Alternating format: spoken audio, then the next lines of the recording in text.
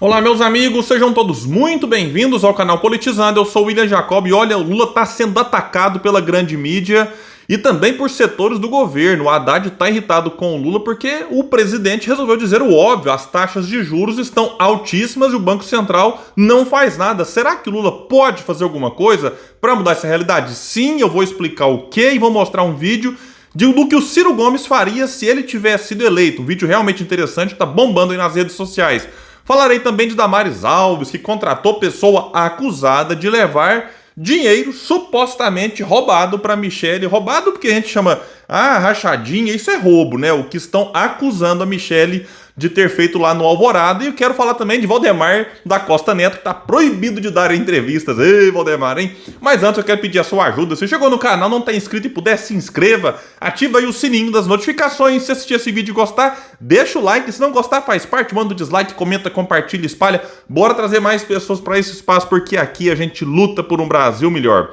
Pessoal, o seguinte, o ministro da Fazenda, Fernando Haddad, e integrantes da equipe econômica mostram nos bastidores irritação com as frequentes críticas do presidente Lula à alta taxa de juros e ao Banco Central. Pelo amor de Deus, Lula está fazendo críticas, sim, corretas e quase diárias a essa taxa de juros, que eu falei que já não é de hoje, há muito tempo, é um absurdo, é um abuso. E o Banco Central também está sendo criticado, porque está independente de quem? Dos interesses do governo, mas depende dos interesses do mercado financeiro, e o Lula chegou a dar umas cutucadas também no presidente da instituição, o Roberto Campos Neto. E aí, quando o Lula faz isso, o que acontece? A grande mídia, né, inclusive ali o Grupo Globo e tudo mais, cai de cima, detona, critica, né? Porque tá tendo uma postura que a gente já sabe. Quem ousa criticar qualquer coisa, né, que eventualmente agrada o mercado, nossa, a grande mídia vem, porque a grande mídia se comporta muitas vezes como garganta de aluguel do sistema financeiro, né? Salvo aí louváveis exceções. E o sistema financeiro não quer que nada mude nessa estrutura perversa que pune o povo que trabalha, que produz e beneficia quem? Rentistas, especuladores. E eu entendo, né, que a declaração de um presidente da República, seja ele qual for, tem tudo bem ser muito pensada porque impacta no tal do humor do tal mercado, que fica nervoso, calmo, a depender do que se fala. E já falei, Lula está correto na crítica e quem define essa taxa Selic é o que? É o Banco Central. Né? E o Haddad deveria fazer coro ao presidente, ajudando o povo a entender o que é que está acontecendo no Brasil. E eu digo mais, se o Lula estiver mesmo insatisfeito, que ele saia do discurso e passe para a prática, porque até agora não foi feito nada para mudar a realidade do Banco Central. E alguém pode pensar, William, mas o Banco Central ficou independente aí no governo Bolsonaro, e para mudar isso depende do Congresso e tudo mais.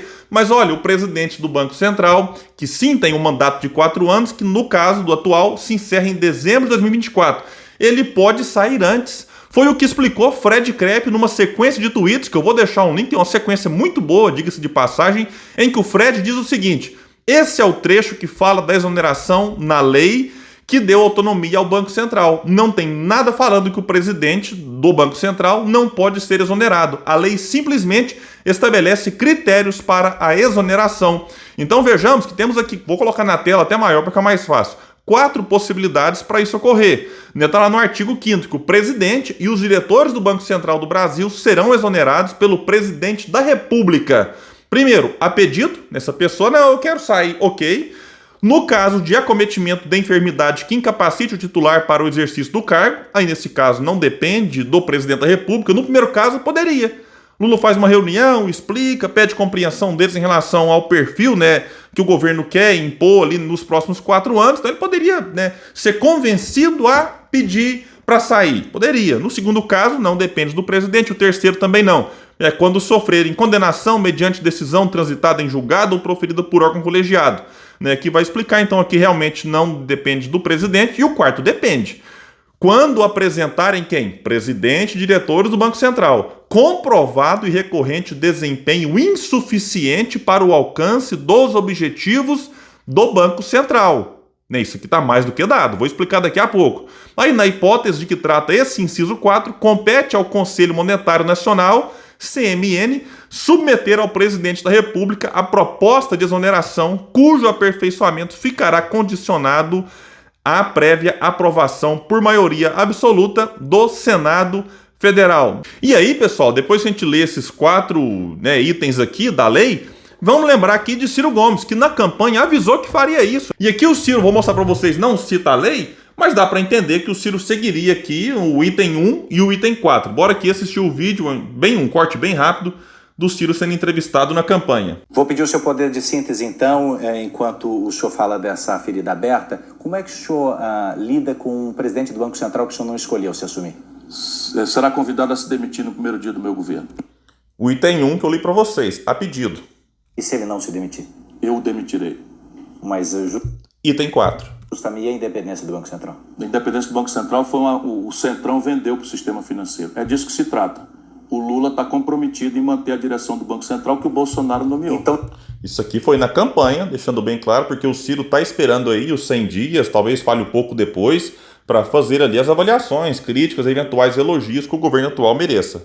Isso aqui foi um alerta que ele fez. o senhor começa em Então deixa eu litígio. dizer, o Lula está pedindo ao povo brasileiro que nós derrotemos o fascismo. O coração do sistema econômico é controlado pelo Banco Central e o Lula está dizendo derrotar o fascismo e manter a direção do Banco Central. Por quê? Porque vendeu-se ao sistema financeiro. E eu só quero ser presidente se for para mudar isso. Como é que eu vou resolver o problema da maior taxa de juros do mundo se eu deixo o Banco Central comprado pelo sistema financeiro? Então, ao invés de uma lua de mel, o senhor vai ter um litígio. Um litígio, o mercado eventualmente poderia ficar nervoso e tal, mas é melhor o mercado ficar nervoso e o povo ficar feliz daqui a pouco do que o mercado ficar feliz agora e o povo ser votado daqui a pouco. E quando o Ciro fala lá do juro mais alto do planeta, vejam bem, o Lula corretamente, vamos ser justos, está criticando a Selic. Só que detalhe, essa Selic abusiva de agora já estava na campanha. Então já se tinha motivo suficiente para o Lula fazer o que o Ciro faz aqui. Aqui é que o Ciro fala que o Lula estava ali vendido ao sistema financeiro. A gente observa como foi o comportamento da própria Globo durante a campanha. E teve um comportamento em relação ao Lula muito diferente do que a própria Globo já teve aí tempos atrás. Aí agora basta o Lula fazer uma crítica correta que vem a Rede Globo, garganta de aluguel do sistema financeiro, criticar e trazer especulação de que o Haddad está irritado com as falas do Lula. Então o Lula agora enfrenta um problema que foi o quê? Disputar uma eleição sem assumir compromissos reais, uma mudança nessa estrutura, coisa que o Ciro fez. Então se o Ciro vence as eleições, ele chegaria lá, digamos assim, o mercado já teria precificado, falar, o Ciro avisou que ia mudar, então não seria pego de surpresa, evitando aí, ou diminuindo e muito eventuais desgastes. É claro que o mercado não ficaria feliz com a vitória de Ciro Gomes nas eleições, mas, insisto, teria uma previsibilidade ali no período de transição, sabendo, olha, o Ciro quando assumir, ou o presidente do Banco Central pede para sair, ou o Ciro, o conselho, o CMN lá, que o governo tem maioria, faria então o processo ali de exoneração do presidente do Banco Central e o Senado, em que o governo tem maioria, o governo vive um período de lua de mel. No Congresso Nacional, claro, tem que ter negociação, mas o governo já deu sinais de que tem maioria dependendo aí da situação e qual senador ficaria contra uma mudança num cenário em que, se for bem explicado, fica evidente, escancarado para a sociedade que o Banco Central está aí a serviço não do povo, não a serviço do bem do país, mas a serviço dos interesses do sistema financeiro. Então, esse tipo de situação tem que ser enfrentado em algum momento, agora ou depois. Então, é preferível que se faça agora, em que o governo ainda tem alguma margem, aí, uma popularidade, antes que essa popularidade se deteriore com os juros altos, por exemplo. Juro alto é uma coisa muito ruim e que vai fazendo com que o governo fique aí com a popularidade menor ao longo do tempo. E aí, para exercer o item 4, falar, William, mas qual que é o motivo? Vamos voltar nele aqui. Porque aqui fala, quando apresentarem comprovado e recorrente desempenho insuficiente para o alcance dos objetivos do Banco Central do Brasil. Já tem 2 anos consecutivos que o Banco Central não consegue fazer com que a inflação fique na meta. O que acontece? O presidente faz uma notinha, se explica e fica por isso mesmo. Então fala, seu campeão, você está recebendo muito, há 2 anos tendo aí mandato, e nesses 2 anos a inflação ficou acima da meta. Muito obrigado, você está sendo incompetente, então tem que sair para dar lugar a outro. Pode não ser tão simples, mas isso é um fato. Alguém vai negar que ficou acima da meta da inflação que o próprio Banco Central estipula? E tem outro ponto, foi flagrado aí o presidente do Banco Central num grupo de WhatsApp com ministros de Bolsonaro, já com Lula na presidência. Então o que esse cidadão faz num grupo aí com ministros de Bolsonaro? Será que ele não está lá agora também no Banco Central, de alguma forma sabotando o atual governo? Tem que ser investigado. E o Fred Krepp vai explicar nesse fio que o Conselho Monetário Nacional, onde o governo é maioria, ele destaca, ele é composto por quem? Simone Tebet, que é ministra do Planejamento, Haddad, ministra da Fazenda e Banco Central.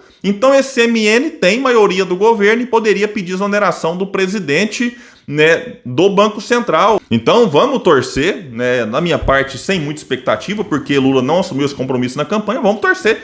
Vai que o Lula consiga aí fazer alguma coisa antes do fim do mandato do Campos Neto, porque aí sim, né, depois do fim do mandato do Campos Neto, o Lula indicaria o futuro presidente do Banco Central. Vamos tratar de um outro assunto rapidinho aqui. A amiga que emprestou o cartão a Michele Bolsonaro foi nomeada por Damares. Damares que foi eleita senadora. Rosemary Cardoso foi nomeada, vai dizer aqui, nesta segunda, dia 6 de fevereiro, como assessora parlamentar no gabinete da senadora Damares Alves. A Coronel Rodrigo Rangel, do Metrópolis, mostrou semana passada indícios de que Michele Bolsonaro se beneficiava de rachadinha, prática em que o servidor entrega parte do seu salário ao parlamentar que o empregou ou a um padrinho político. Rose, ou Chuchu, como é chamada por amigos, atuava no gabinete do senador Roberto Rocha. Conforme apurado pela coluna, Rose passou a enviar para a então primeira-dama, vejam bem, encomendas regulares, muitas vezes envelopes, cujo conteúdo era possível identificar no tato, dinheiro em espécie. Os pacotes eram buscados por funcionários do Palácio da Alvorada em carros oficiais da presidência. Pelas redes sociais, Michele negou e, procurada pela coluna, Rose também negou. E agora ela, que ficaria desempregada porque o seu ex-chefe, o senador Roberto Rocha, perdeu tentando a reeleição, perdeu para o Flávio Dino, inclusive, agora ela encontra acolhimento no gabinete da Damares Alves. E aí, como é que vai ficar essas denúncias aqui? Eu espero que seja apurado, se for comprovado, que pague tanto a Rose assim como Michele Bolsonaro. Valdemar, né, decidiu dar o troco, né, no Podemos, porque o Podemos conseguiu ali atrair um senador que foi eleito pelo PL. Não bem que foi eleito, né, mas estava no PL, que é o Carlos Viana. Carlos Viana que tem uma trajetória curiosa, vejam bem, ele foi eleito pelo PHS, depois foi pelo PSD, depois MDB.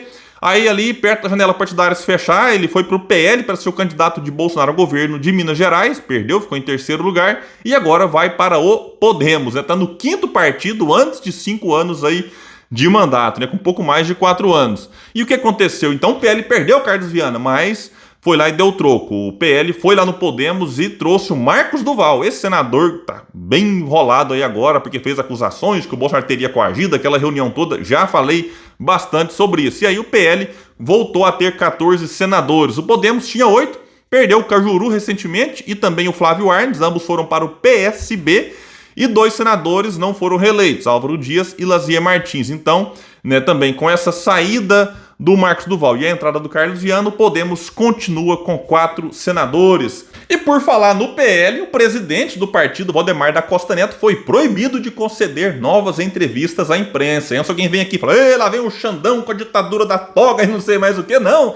Quem proibiu foram os advogados do partido, porque estão dizendo que o Valdemar falou demais quando foi conceder uma entrevista ao Globo e disse que tinha minuta golpista na casa de todo mundo, o que fez com que ele, Valdemar, né, tivesse que ser ouvido no inquérito que investiga os atos do dia 8. Aí ele disse que era uma metáfora. Ei, Valdemar, tá se enrolando, hein? Mas é isso, pessoal, fico por aqui. Deixa a opinião de vocês, o que vocês acham em relação ao Banco Central? O Lula tem que fazer alguma coisa, não tem? Tem que esperar terminar o mandato, tem que comprar essa briga antes? Comentem também sobre a Damares agora contratando essa que é acusada aí de estar envolvida no esquema, né, de corrupção com a Michele, e também sobre essa questão aqui do Valdemar. Valeu e até o próximo vídeo no canal Politizando, o espaço que luta por um Brasil melhor.